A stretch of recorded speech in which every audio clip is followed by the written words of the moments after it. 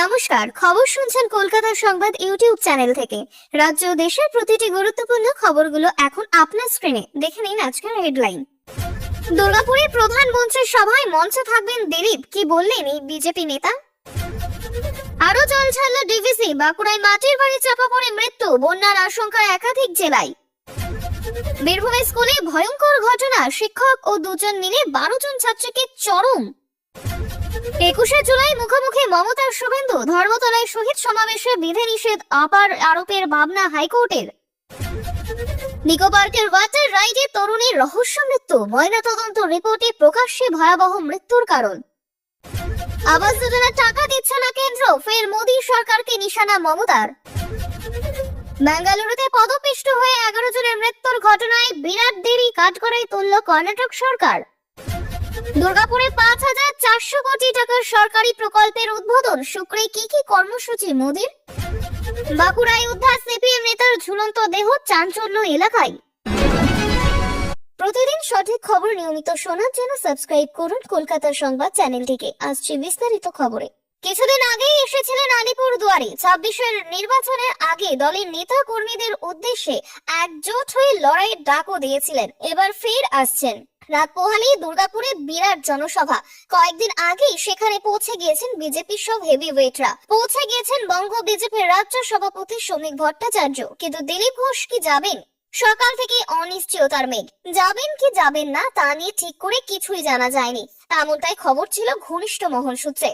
যদিও সন্ধ্যাতেই জানা গেল পাকা খবর, দুর্গাপুরে মোদীর সভায় যাচ্ছেন না দিলীপ।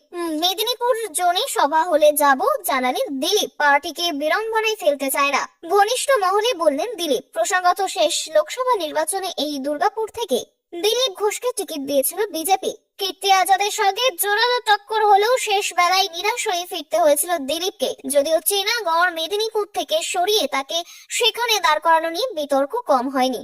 দুর্গাপুর যাওয়া নিয়ে গত মঙ্গলবার মুখ খুলতে দেখা গিয়েছিল দিলীপ ঘোষকে। স্পষ্ট বলেছিলেন, শেষ নির্বাচনের সময় অনেক জায়গায় সভা করেছেন প্রধানমন্ত্রী, আমি তখন নির্বাচনের কাজে ব্যস্ত ছিলাম। আগে আলিপুর দুয়ারে এসেছিলেন, কিন্তু অত দূরে যাওয়া সম্ভব ছিল না। কর্মীরা ডেকেছে আমাকে দুর্গাপুরে, সেখানেই চলে যাব। সবার জন্য কোনো আমন্ত্রণ পত্র হয় না, হাজার হাজার লোক আসবে, জানাবেন মিডিয়া জেনের লোক আসবে, পার্টির কর্মীরা এমন ভাবেই আসবে, আমিও যাব।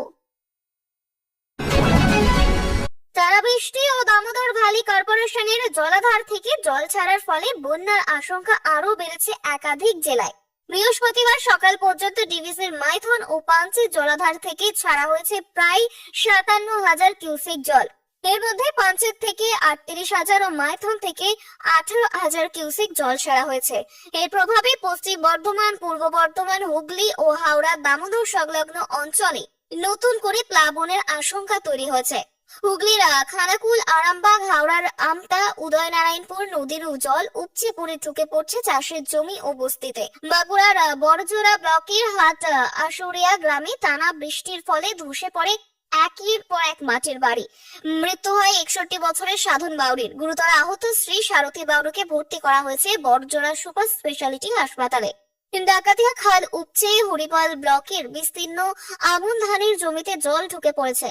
কৃষকরা চরম সংকটে পড়েছেন। প্রশাসনের তরফে আশ্বাস মিললেও উদ্বেগ কাটছে না তাদের মনে। ডিভিসি জল ছাড়া নিয়ে আবারও সমন্বয়হীনতার অভিযোগ তুলছে রাজ্য সরকার। তাদের দাবি, পূর্ব সতর্কতা ও আলোচনা ছাড়াই জল ছাড়া হয়েছে। মুখ্যমন্ত্রী আগেও ম্যানমেড ফ্ল্যাট বলে কথা করেছিলেন। ডিভিসির পাল্টা দাবি, ঝাড়খণ্ডের হাজারিবাগ, ধানবাদ, বোকারো অঞ্চলে অতিবৃষ্টির ফলে স্তর বিপজ্জনক ভাবে বেড়ে যাওয়ায় জল ছাড়া হয়েছে। তাদের দাবি, কেন্দ্রীয় জল কমিশনের গাইডলাইন মেনেই পদক্ষেপ করা হয়েছে। বৃহস্পতিবারও দামোদর তীরবর্তী এলাকায় সতর্কতা জারি ছিল। আরো কয়েকদিন বৃষ্টি চলতে পারে বলে আবহাওয়ার পূর্বাভাস জানানো হয়েছে, যার ফলে পরিস্থিতি আরো জটিল হতে পারে। পরিসর কলেজে অধ্যাপকের যৌন হেনস্থার শিকার হয়ে ছাত্রের গায়ে আগুন দিয়ে আত্মঘাতী হওয়ার ঘটনায় যখন দেশ জুড়ে তোলপাড়, ঠিক তখনই সামনে এলো রাজ্যের এক স্কুলের ভয়াবহ ছবি। ছাত্রীদের চরম নিগ্রহের অভিযোগ উঠল শুধু শিক্ষক নয়, তার স্ত্রীর বিরুদ্ধেও। নিগ্রহের জেরে অসুস্থ কমপক্ষে 12 জন ছাত্রী। ভয়ঙ্কর এই ঘটনাটি ঘটেছে বীরভূম জেলার রামপুরহাটের বেসরকারি একটি স্কুলে। বীরভূমের রামপুরহাট পুরসভার 14 নম্বর ওয়ার্ডের সুন্দরপুরে অবস্থিত এই স্কুলটি। অভিযোগ, সেই শিক্ষা প্রতিষ্ঠানের পরিচালন কমিটির সঙ্গে বেশ কিছুদিন ধরে অশান্তি চলছিল। স্কুলেরই জীববিদ্যা শিক্ষককে আলম ও তার স্ত্রী মাসুমা আলমের আজ স্কুলে ওই শিক্ষক ক্লাসে পড়াতে গেলে ছাত্রীরা তার ক্লাস করতে রাজি হননি। অভিযোগ, তারপরেই ছাত্রীদের সঙ্গে ঝামেলায় জড়িয়ে পড়েন ওই শিক্ষক ও তার স্ত্রী। ছাত্রীদের বেধড়ক মারধর করায় অভিযোগ ওঠে শিক্ষককে আলম ও তার স্ত্রী মাসুমা আলমের বিরুদ্ধে। এই ঘটনায় অসুস্থ হয়ে পড়ে কমপক্ষে 12 জন ছাত্রী। তাদের উদ্ধার করে রামপুরহাট গভর্নমেন্ট মেডিকেল কলেজ ও হাসপাতালে চিকিৎসার জন্য ভর্তি করা হয়। বর্তমানে হাসপাতালে ভর্তি ও 12 জন ছাত্রী। ওদিকে খবর পেয়ে ঘটনাস্থলে পৌঁছায় রামপুরহাট থানার পুলিশ। ইতিমধ্যে এই ঘটনায় অভিযুক্ত শিক্ষক ও তার স্ত্রীকে আটক করেছে বীরভূমের রামপুরহাট থানার পুলিশ। 21শে জুলাই শহীদ দিবসে তৃণমূলের কলকাতা সমাবেশের দিনই শিলিগুড়িতে বিজেপির মিছিল ও সভার অনুমতি দিল কলকাতা হাইকোর্ট। বৃহস্পতিবার বিচারপতি তীর্থঙ্কর ঘোষের সিঙ্গল বেঞ্চ জানায়, সকাল 11টা থেকে বিকেল 5টার মধ্যে মিছিল করতে হবে। তবে অংশগ্রহণকারীর সংখ্যা 10,000-এর মধ্যে সীমিত রাখতে হবে এবং প্রতি দলে 100 জনের বেশি থাকা চলবে না। মিছিল হবে তিনপাত্তি মোড় থেকে চুনাভাটি মোড় পর্যন্ত। বিজেপি মূলত উত্তরকোনা অভিমুখে মিছিল করতে চাইলেও পুলিশের অনুমতি না পাওয়ায় তারা আদালতের দ্বারস্থ হয়। রাজ্যের দাবি, তৃণমূলের সমাবেশে বহু মানুষ কলকাতায় আসায় সারা রাজ্যে যানজট হতে পারে, কিন্তু আদালত জানে যেহেতু মিছিল শিলিগুড়িতে, তাই কলকাতায় সভার প্রভাব সেখানে পড়বে না। অন্যদিকে কলকাতায় তৃণমূলের সভা ঘিরে হাইকোর্টের কিছু বিধিনিষেধ আরোপের ইঙ্গিত দেয়। ধর্মতলায় প্রতি বছরের মতো এবারও সভা হলেও যানজটের আশঙ্কা জানিয়ে এই সংস্থার আদালতে আবেদন করেন। বিচারপতি বলেন, এই দিনটিকে জাতীয় ছুটি ঘোষণা করুন, যানজট হবে না এটা কি কেউ গ্যারান্টি দিতে পারে? পুলিশ কমিশনারকে হলফনামা জমা দিতে বলা হয়েছে। তবে সভা স্থান এই বছর না পাল্টালেও আগামী বছর থেকে শহীদ মিনার বা ব্রিগেডের মতো বৃহৎ এলাকায় স্থানান্তরের পরামর্শ দেন বিচারপতি। আদালত জানায়, রাস্তা আজকে সভা করা যাবে না, এই বিষয়ে ভবিষ্যৎ বিস্তারিত শুনানি হবে। 1993 সালের এই দিনই পুলিশের গুলিতে 13 জন নিহত হয়েছিলেন। সেই স্মৃতিতে 2011 সাল থেকে শহীদ দিবস পালন করছে তৃণমূল কংগ্রেস। বন্ধুদের সঙ্গে আনন্দ করতে গিয়েছিলেন নিকো পার্কে, কিন্তু সেই সফরই শেষ হয়ে দাঁড়ালো 18 বছরের বিবিএ পড়ুয়া রাহুল দাসের জীবনে। বুধবার দুপুরে বন্ধুদের সঙ্গে নায়াগ্রা ফলস নামের ওয়াটার রাইডে গিয়েছিলেন রাহুল। স্নান করার সময় আচমকাই সংজ্ঞা হারান তিনি। বন্ধুরা তাকে পাজা কোলা করে ডাঙায় তুলে সিপিআর দেওয়ার চেষ্টা করে। পরে নিকো পার্কের এক কর্মী হুইল চেয়ারে এনে তাকে নিয়ে যান স্বাস্থ্য কেন্দ্রে। সেখান থেকে অ্যাম্বুলেন্স করে পাঠানো হয় কলকাতা হার্ট ক্লিনিকে, কিন্তু ততক্ষণে সব শেষ। চিকিৎসকেরা তাকে মৃত বলেই ঘোষণা করে। পোস্টমর্টম রিপোর্টে জানা যায়, হৃদযন্ত্র বিকল হয়ে মৃত্যু হয়েছে রাহুলের। মাথার পিছনে হেমাটোমা সহ চোটের উল্লেখও আছে, যা পড়ে যাওয়ার ফলে হয় থাকতে পারে। রাহুল থাকতে বাগুইয়াটিতে নিয়মিত 2-3 ঘন্টা জিম করতেন, হাঁটা পথে বাঁকুড়গাছি যেতেন, নিজের ডায়েট মেনে রান্না করে খেতেন। ফলে হঠাৎ অসুস্থতার তত্ত্ব মানতে নারাজ পরিবার। রাহুলের বাবা অভিযোগ করছেন, নিকো পার্ক কর্তৃপক্ষের চরম গাফিলতির ফলে ছেলের মৃত্যু হয়েছে। তার দাবি, জলে কোনো বাউন্সার ছিল না, স্বাস্থ্য কেন্দ্রে ডাক্তার ছিল না, অক্সিজেন সাপোর্ট ছিল না। আমার ছেলে নীল হয়ে গিয়েছিল, বন্ধুরা সাহায্য চাইছিল, কেউ এগিয়ে আসেনি। পুলিশ সূত্রে খবর, পার্ক কর্তৃপক্ষের বিরুদ্ধে ইতিমধ্যে অভিযোগ দায়ের হয়েছে। রাহুলের পরিবার জানিয়েছে এফআইআর দায়ের করা হবে। এই ঘটনায় রাইডের নিরাপত্তা ও পার্কের জরুরি পরিষেবা নিয়ে উঠছে বড় প্রশ্ন। ঘটনার তদন্তে নেমেছে পুলিশ। কেন্দ্রীয় সরকারের আর্থিক বঞ্চনার বিরুদ্ধে ফের সরব হলেন মুখ্যমন্ত্রী মমতা বন্দ্যোপাধ্যায়। বুধবার নিউটাউনে নিম্ন আয়ের মানুষদের জন্য নির্মিত নির্জন্য ও সুজন্য আবাসন প্রকল্পের উদ্বোধনী অনুষ্ঠানে তিনি মোদী সরকারের বিরুদ্ধে আক্রমণ শানান। মুখ্যমন্ত্রীর দাবি, 100 দিনের কাজ হোক কিংবা আবাস যোজনা, প্রতিটি ক্ষেত্রে বাংলাদেশের মধ্যে প্রথম। তবুও কেন্দ্র টাকা দিচ্ছে না, রাজ্য সরকার নিজেদের খরচে প্রকল্প চালাচ্ছে। তার বক্তব্য অনুযায়ী ইতিমধ্যে রাজ্যের 45 লক্ষ মানুষ বাংলার বাড়ি প্রকল্পে মাথার উপর ছাদ পেয়েছেন। নবান্নের সঙ্গে মিলে রেখে নির্জন্য ও সুজন্য নামে 2টি বহুতল আবাসন তৈরি করা হয়েছে নিউটাউনে। 7 একর জমি বিনামূল্যে দিয়েছে রাজ্য সরকার। প্রায় 290 কোটি টাকা খরচ করে গড়ে উঠেছে 2টি আবাসন। নির্জন্য আবাসন ঘটিতে রয়েছে 300 স্কয়ার ফিটে 490টি এক রুমের ফ্ল্যাট, যা মূলত আর্থিকভাবে পিছিয়ে পড়া মানুষের জন্য। অন্যদিকে সুজন্য আবাসনে রয়েছে 720টি 2 BHK ফ্ল্যাট, যা স্বল্পবিত্তদের জন্য। সমস্ত ফ্ল্যাট লটারির মাধ্যমে বিক্রি হবে, বাজার দরের তুলনায় অনেক কম মূল্যে। মুখ্যমন্ত্রী জানান, আমাদের লক্ষ্য প্রতিটি মানুষের মাথার উপর নিজস্ব ছাদ থাকুক। বিগত কয়েক বছরে 45 লক্ষ ঘর তৈরি হয়েছে গ্রামীণ আবাস যোজনায়।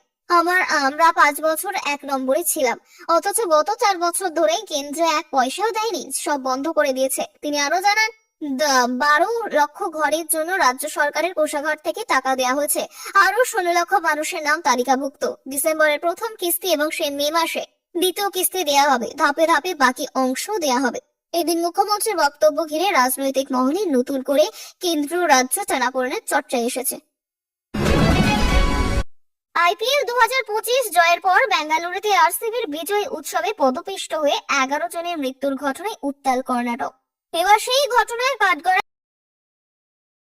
আইপিএল 2025 জয়ের পর বেঙ্গালুরুতে আরসিবির বিজয় উৎসবে পদপিষ্ট হয়ে 11 জনের মৃত্যুর ঘটনায় উত্তাল কর্ণাটক। এবার সেই ঘটনায় কাঠগড়ায় আরসিবির শিবিরকেই তুলল কর্ণাটক সরকার। আদালতের নির্দেশে প্রকাশ্যে এসেছে সরকারি তদন্ত রিপোর্ট, যেখানে বিরাট কোহলিদের বিরুদ্ধে গুরুতর অভিযোগ তোলা হয়েছে। তদন্তে উঠে এসেছে আরসিবি দলের পক্ষ থেকে কোনো রকম সরকারি অনুমতি ছাড়াই এই উৎসব আয়োজন করা হয়েছিল। এমনকি পুলিশের কাছ থেকেও নিরাপত্তা সংক্রান্ত কোনো ছাড়পত্র নেওয়া হয়নি। রাজ্য সরকারের অনুমতি ছাড়াই ডিএনএ নেটওয়ার্কস প্রাইভেট লিমিটেড নামে একটি সংস্থা 3রা জুন এই বিজয় মিছিলের আয়োজন করে।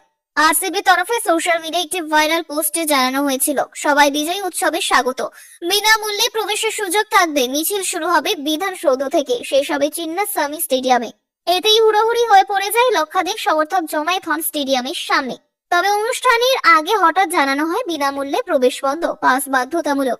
এতে আরো বিশৃঙ্খলা দেখা দেয়। পুলিশ বা প্রশাসনের পূর্ব প্রস্তুতি না থাকায় বিশাল ভিড় সামলাতে না পেরে পদপিষ্ট হয়ে মৃত্যু হয় 11 জনের। বিসিসিআই এই ঘটনার শোক প্রকাশ করলেও কোনো দায় নেয়নি, কারণ বিজয় উৎসব পরিচালনার বিষয়ে তাদের কোনো নির্দিষ্ট গাইডলাইন ছিল না।